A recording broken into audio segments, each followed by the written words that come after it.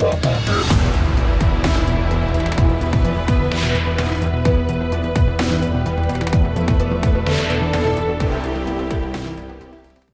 entretiens des patriotes, bonjour à tous. Biden, Breton, Bussula, Macron, le camp de la guerre, enfin contesté. Avant de répondre à cette question et traiter de nombreux sujets d'actualité, vous savez, je veux remercier tous ceux qui me permettent de me consacrer à ce travail de réinformation en me finançant à l'aide de ces merci rémunérateurs. Et aujourd'hui sont à l'honneur André Lelièvre, Caroline Daubigny, Laurent Ziran et Floa. Merci à eux du fond du cœur et je tenais également à vous remercier pour votre soutien inconditionnel, les pouces levés, les gentils messages et la diffusion sur d'autres réseaux sociaux. Alors j'ai reçu beaucoup de messages pendant ces 3 derniers jours. J'ai du mal à répondre à tout le monde. Je vais devoir un petit peu me consacrer sur les nouveaux messages. Je tiens à m'excuser à l'avance. On va commencer directement ce journal par revenir sur ce que je vous ai dit vendredi. Jimmy Wales, donc, a commencé sa carrière de businessman par un site porno en 96, Bomis.com, puis avec cet argent, il a cofondé Wikipédia. Aujourd'hui, il est conseiller de NewsGuard, plateforme de censure du mainstream contrôlée par la CIA. Et oui, j'avais été le premier à vous donner ces informations parce que j'avais ni plus ni moins déjà travaillé dessus, donc j'ai retrouvé assez facilement les documents. Et mes confrères de la réinformation ont vite repris ces éléments et notamment Florian Philippot, le scandale NewsGuard, société américaine de lutte contre la désinformation, à qui la Commission européenne a confié la mission de censurer nos réseaux sociaux, grandit chaque jour. Oui, le fameux le Digital Act. Regardez qui compose, et ce n'est pas exhaustif, le comité consultatif de cette boîte, tout l'état profond, comme je vous l'annonçais vendredi, et notamment le général Michael Hayden, ancien directeur de la CIA et de la NSA, ou Don Baer, ex-directeur de la communication de la Maison-Blanche sous l'administration Clinton. Il faut peut-être imaginer, allez, c'est vraiment une théorie du complot Thierry Breton qui fait rentrer donc NewsGuard au sein de la Commission européenne pour mettre en place ce Digital Act. Il attend peut-être quelque chose en retour, comme lorsqu'il avait aidé Rothschild, il a reçu un poste lorsqu'il n'a plus été ministre de l'économie. Est-ce que Thierry Breton est en train de se placer au niveau des médias? Eh bien, l'avenir nous le dira. Mais surtout, ce que je vous avais dit à l'époque dans un des précédents numéros, c'était Rudi Reichstadt. Et oui, les fact-checkers qui sont évidemment adossés à NewsGuard. En effet, Rudi Reichstadt utilise NewsGuard pour discréditer tous les sites qui vont à l'encontre des intérêts américains. On se rappelle que pendant la pandémie, Rudi Reichstadt a accusé de nombreux sites d'être complotistes et aujourd'hui on s'aperçoit que tous ces médecins, tous ces youtubeurs avaient entièrement raison. Je rappelle, pour ceux qui n'auraient pas vu l'émission de vendredi, que NewsGuard, par exemple, qualifie Russia Today de site peu fiable. Pour quelle raison? Parce que c'est russe. Vous imaginez que les adversaires de la Russie qualifient une information sourcée, parce que Russia Today, ce sont des journalistes compétents, eh bien, ils les qualifient de peu fiables. Voilà, c'est le monde à l'envers, c'est l'inversion accusatoire permanente. On a compris que Rudi Reichstadt, c'est un petit peu le prolongement de cet atlantisme triomphant en Europe. Et il faudrait aussi demander à Rudi Reichstadt ce qu'il a fait, des fonds qu'il a reçus, des fonds Samuel Paty. Alors, Rudi Reichstadt, l'atlantisme, l'Union européenne, et si on parle d'Union européenne, eh bien, elle arrive. Pustula a déclaré « La Russie et le Hamas sont pareils ». Comme l'a dit le président Zelensky, ils ont la même essence. Tous deux chassent spécifiquement les civils, notamment les bébés et les enfants, pour les tuer et les prendre en otage, a déclaré la présidente de la Commission européenne. Mettre sur le même plan une organisation terroriste et un État reconnu par les Nations Unies, il fallait le faire, eh bien Pustula l'a fait. C'est en effet une femme extrêmement dangereuse qui utilise évidemment la calomnie, la diffamation. Comme l'écrit Hervé Carès, oui, elle est dangereuse et irresponsable, soit par bêtise, soit par aveuglement. On sent bien qu'Hervé Carès pourrait ajouter peut-être soit par autre chose. Je vous laisse donner le mot. Ce qui est pareil, y a-t-il encore un chef d'État en Europe pour lui rappeler son rôle de chef des bureaucrates et pas plus? Le problème, c'est que ce discours participe à la disqualification internationale des États européens, dont la France. Une réaction, oui, il y a une réaction, elle nous a été signalée par Euractiv. Les fonctionnaires de l'Union européenne d'ordinaire plutôt réservés, ont critiqué la position de la présidente de la Commission européenne, Ursula von der Leyen, appelée plus communément Pustula la Leyen, qui apporte son soutien inconditionnel à Israël dans une lettre consultée par Euractiv. Évidemment, ce qu'elle a prononcé ici participe à la révolte des fonctionnaires de l'Union européenne. L'hebdomadaire français Marianne a révélé jeudi soir une lettre signée par des fonctionnaires de l'Union européenne qu'Euractiv a pu se procurer, dans laquelle il reproche à la présidente de la Commission son soutien incontrôlé à Israël. Selon nos informations, cette lettre qui s'adresse à la présidente Pustula a été envoyée aux délégations de l'Union européenne dans le monde entier, y compris au bureau de représentation de la Commission européenne. Environ 32 000 personnes sont employées par l'Union européenne et près de 850 membres du personnel ont déjà signé la lettre. Les responsables se disent surpris par la position adoptée par la Commission européenne qui consiste, d'après les signataires, en un soutien inconditionnel de la Commission que vous représentez à l'une des deux parties, ont-ils écrit à Ursula von der Leyen. Ce qui fait que maintenant l'Union européenne a une tête bicéphale puisque Pustula va avec Charles Michel en voyage et que l'un ne veut plus parler à l'autre. Par ailleurs, Charles Michel et Ursula von der Leyen sont en visite aux États-Unis. Ils rencontrent Joe Biden. Et voyez ce qui s'est passé. Le président du Conseil européen, Charles Michel, est arrivé à la Maison-Blanche, suivi par la présidente de la Commission européenne, Pustula.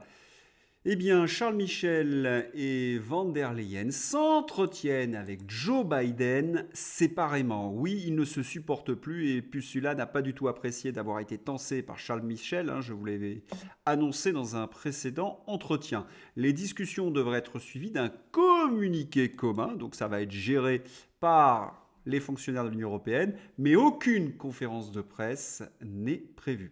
Il se sussure que Pustula en effet, essaie de séduire les Américains parce qu'elle vise toujours le poste, en effet, de secrétaire général de l'OTAN.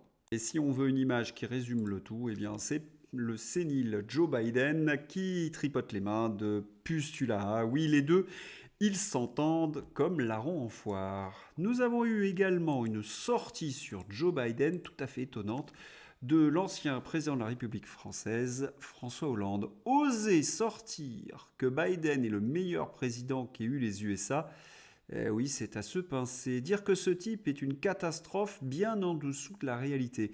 Comment peut-il encore oser se montrer après son mandat naufrage et sortir de telles énormités? Oui, quelle misère, nous dit Éric Massot.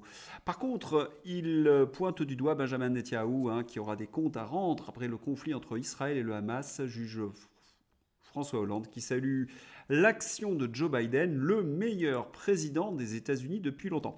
Alors, on va lui rafraîchir la mémoire. Les États-Unis sont partis d'Afghanistan la queue entre les jambes. Ils n'ont rien fait pour l'épuration ethnique du Haut-Karabakh en Azerbaïdjan. Ils l'ont même certainement laissé faire. Ils soutiennent Israël contre le droit international, contre la volonté de très nombreux pays du monde. Je reviens dans un instant. Et il finance une guerre extrêmement meurtrière en Ukraine. Pour François Hollande, c'est le meilleur président qu'on ait jamais eu. Cela en dit très long, en effet, sur ce qu'est réellement François Hollande. Si on fait le point à mi-parcours, vous avez celle qui veut absolument la guerre jusqu'au bout, qui fait voter des budgets pour la guerre. C'est Pustula qui est contesté au sein de l'Union européenne. Vous avez la cour autour de Pustula, Thierry Breton, Emmanuel Macron, que nous avons vu réunis d'ailleurs lors d'un meeting politique pour les européennes. François Hollande n'a plus beaucoup d'influence, mais il essaie de se mettre dans ce sillon. Et puis, il y a celui qui représente le camp de la guerre, j'ai nommé Joe Biden. Je vous l'avais annoncé il y a quelques jours, Biden veut plus de 105 milliards de dollars pour répondre aux crises internationales. Il utilise la guerre en Israël pour financer l'Ukraine, puisque dans cette enveloppe de 105 milliards, il y a plus de 60 milliards pour Zelensky. Ce qui n'est pas du tout apprécié par les fonctionnaires américains, par les politiques américains. Alors j'ai entendu un sénateur républicain dire qu'il voterait contre cette somme gigantesque de 105 milliards, et puis certains hauts fonctionnaires américains sont en train de se dire « cela suffit ». Exclusif, c'est le Huffington Post, une mutinerie de fonctionnaires à l'intérieur du département d'État au-dessus de la politique israélo-palestinienne. Le moral est faible et certains membres du personnel se préparent à exprimer officiellement leur opposition à Joe Biden, hein. C'est ce qu'ont déclaré en effet certains des responsables du département d'État au Huffington Post. Et lorsqu'on interroge les citoyens américains, eh bien là encore, ils ne suivent pas la politique de Joe Biden. Les Américains, en effet, sont contre une escalade au Moyen-Orient. Pendant de longues années, ce qu'on a appelé les faucons, c'est-à-dire ceux qui veulent la guerre, eh bien, était largement majoritaire dans le pays. Là, c'est terminé. Donc, nous sommes dans un changement d'époque. Ursula contestée au sein de l'Union européenne, Joe Biden contesté au sein même de son parti, au sein même de l'opinion américaine. C'est pour cette raison d'ailleurs que Joe Biden souvent utilise on veut la paix, il y a des lignes rouges à ne pas franchir, parce qu'il est obligé de tenir compte des citoyens américains. Et puis, il y a un troisième facteur qui pourrait jouer contre Joe Biden, c'est le nouveau speaker. Nous sommes hélas obligés de reconnaître que Jim Jordan, qui était l'allié de Donald Trump, a renoncé à ce poste. Il n'arrive pas à obtenir les 20 voix qui lui manquent. Il y a une opposition d'un petit groupe mainstream, bien évidemment, l'État profond qui refuse que le bras droit de Donald Trump accède à ce poste très important. Il n'en reste pas moins que celui qui va succéder à Jim Jordan n'est, en tout cas d'après ce que j'ai lu, n'est pas favorable à cette enveloppe de 105 milliards. Nous verrons par la suite. Quand on regarde de plus près ce qui se passe au Moyen-Orient, eh bien c'est la guerre, c'est l'horreur. Conflit Hamas-Israël. La situation à Gaza est désormais catastrophique. Alerte 5 agences de l'ONU. Les agences onusiennes, parmi lesquelles l'OMS et l'UNICEF, ont déclaré samedi que les hôpitaux étaient submergés de blessés et que les enfants meurent à un rythme alarmant dans le territoire palestinien ciblé par les frappes israéliennes. De plus en plus de voix dans le monde ciblent Joe Biden, mais également celui qui est responsable en partie de ce désastre, Benjamin Netanyahou. Et nous arrivons parfois à rencontrer des personnes qu'on ne voyait pas sur ce terrain-là, comme Jacques Attali. Jacques Attali a déclaré que Netanyahou est l'un des pires ennemis de la survie d'Israël et qu'il devrait être en prison. Qu'est-ce qu'ils ont tous? Le plan qui va trop loin? On a bien envie de répondre par l'affirmative et d'ajouter que les spécialistes du Moyen-Orient craignent tous un embrasement généralisé, autrement dit qu'on se dirige vers une troisième guerre mondiale, et que cette troisième guerre mondiale est synonyme de missiles nucléaires. Va-t-on vers une apocalypse nucléaire? Certains n'hésitent pas à l'écrire noir sur blanc. Cela oblige évidemment ceux qui ont un petit peu de raison à sortir du bois et à appeler halte au feu. C'est par ailleurs ce qui se passe au Caire en ce moment, puisqu'il y a eu une conférence, un sommet pour la paix au Caire. Il faut mettre fin au cauchemar, demande Guterres. Celui qui dirige l'ONU, qui est très proche des milieux mainstream. Eux-mêmes, donc, ont très peur, comme Jacques Attali. Réunis pour la paix au Caire, les dirigeants du monde ont réclamé le 21 octobre un cessez-le-feu entre Israël, le Hamas, plaidant pour une aide massive à Gaza et une solution définitive à 75 ans de conflit israélo-palestinien. Vous reconnaissez bien évidemment ce qu'avait proposé le président russe Vladimir Poutine. Et si on devait résumer la situation, c'est Biden-Netanyahou contre le reste du monde. Nous l'avons vu dernièrement au dernier vote pour un cessez-le-feu. Est-ce qu'ils pourront tenir très longtemps? J'en doute très fortement. À tel point que certains, comme LCU, deviennent LCR. Alors non pas la Ligue communiste révolutionnaire, mais la chaîne d'information russe. Oui, vous ne rêvez pas. Bon sang, qu'est-ce qui se passe? LCI s'est fait hacker, je ne vois que ça. Pourquoi? Je vous mets la vidéo dans la description. Eh bien, Éric Brenet explique que Poutine triomphe au sommet dont je vous ai parlé vendredi, la rencontre entre la Chine et la Russie, et qu'il est le leader du monde arabe pour la paix. Ils sont obligés de manger leur chapeau en direct à LCI, qui devient donc la chaîne d'information russe. On en rêvait, bravo Éric Brunet, c'est bien de reconnaître ses torts. Bon, je suis largement ironique, vous vous en doutez. Il n'en reste pas moins que nous vivons sous une menace parce que, j'ai bien dit, Biden-Netanyahou, le binôme contre le reste du monde, mais ils ont un allié de poids que nous rappelle Guillaume Bigot. L'islamisme et le mondialisme sont les mamelles de la déstabilisation mondiale. Et comme je vous l'ai rappelé dans un précédent numéro, Benjamin Netanyahou s'est appuyé sur le Hamas pour fonder sa politique justement d'expansion. Les États-Unis ont utilisé l'islamisme, par exemple en Afghanistan au début, dans les années 80 pour lutter contre l'Union soviétique. Ils ont déstabilisé toute une série d'États avec ces groupes islamistes. On sait les liens incestueux entre la CIA et certains groupes. Pour ceux qui en douteraient, je les renvoie à l'histoire de la guerre en Syrie. La Syrie est un pays laïque. Il y avait Al-Nostra, par exemple, pour reprendre le mot de Laurent Fabius, qui faisait du bon boulot. Voilà, donc cela permet en effet de mettre en place l'agenda mondialiste parce que l'islamiste lutte contre les nations, lutte contre les patriotes. Et lorsque je vois des patriotes se mettre dans des manifestations à côté de ces groupes, eh bien je leur dis attention, danger. C'est ce que nous rappelle Philippe Murer. Le problème d'islamisme qui se pose à Paris, mais aussi à Londres, à Bruxelles, à Berlin. Parce que les dirigeants politiques, il est vrai, européens, sont des lâches qui se sont tous laissés aller à la politique du chien crevé au fil de l'eau. À Londres, un manifestant crie un slogan hostile aux Anglais et aux Anglais de confession ou de culture juive. En Allemagne, les immigrés pro-Hamas à Berlin crient à l'intifada. Ils ne veulent pas la paix, ils veulent la guerre. Et c'est ce que j'essaie d'expliquer depuis le début sur cette chaîne. Ils prennent en otage les civils palestiniens qui sont innocents. Lorsqu'on lance ce genre d'horreur sur Israël, ils avaient bien conscience que l'armée israélienne répondrait. Ils utilisent donc les civils comme otages. Voilà, donc ceux qui manifestent à leur côté sont en quelque sorte leurs otages également.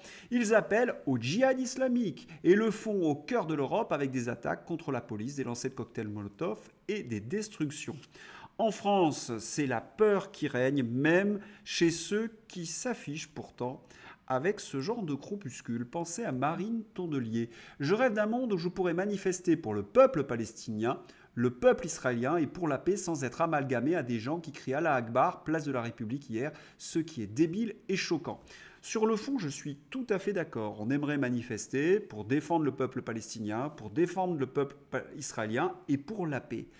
Mais la suite, hélas, est calamiteuse. Je n'aurais jamais dû laisser un amalgame s'immiscer dans mes propos. Allah Akbar est la prière d'1,5 milliard de musulmans et ils doivent être respectés. Je suis sincèrement désolé auprès de toutes les personnes que mes propos ont pu choquer, etc.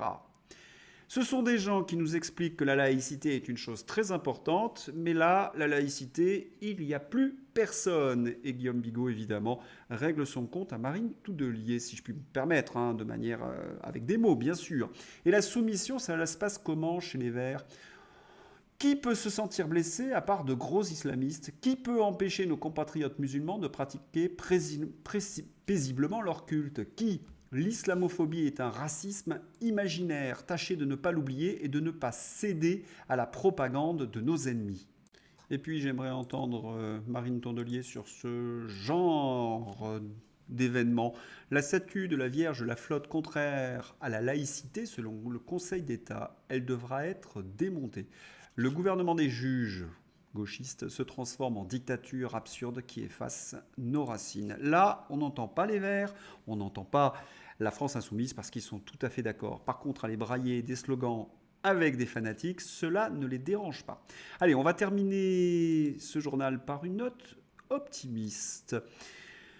Sur une chaîne de télévision ukrainienne, Klitschko, le maire de la capitale ukrainienne, lors d'un entretien sur les problèmes des prochaines élections, a déclaré que les territoires qui sont désarmés sous le contrôle de la Russie ne sont plus l'Ukraine. Sa sortie montre une opinion qui pourrait être répandue chez les dirigeants ukrainiens à l'égard des territoires occupés par la Russie. Klitschko vient de reconnaître ce que nous martelons sur les chaînes de réinformation de longs mois, chez Xavier, chez Régis de Castelnau, chez votre serviteur bien évidemment. À l'Est vivent des populations russophones ou russes et vu les événements de ces dernières années, la réconciliation paraît impossible et même la cohabitation. Le mieux, 2 États séparés, j'ai presque envie de dire, comme en Israël et avec la Cisjordanie. Voilà, un petit peu de sagesse et Klitschko annonce certainement de futurs pourparlers de paix avec la Russie. Allez, on va terminer ce journal par une note d'humour, presque incroyable. Ce n'est pas le Gorafi. Sandrine Rousseau est à l'initiative d'une future mission sur les urgences psychiatriques. En effet, elle semble être une experte. Voilà, si vous avez aimé ce journal, n'hésitez pas à le soutenir, à le diffuser sur d'autres réseaux sociaux, à aider cette chaîne. Je vous souhaite un excellent dimanche. Au revoir, à bientôt.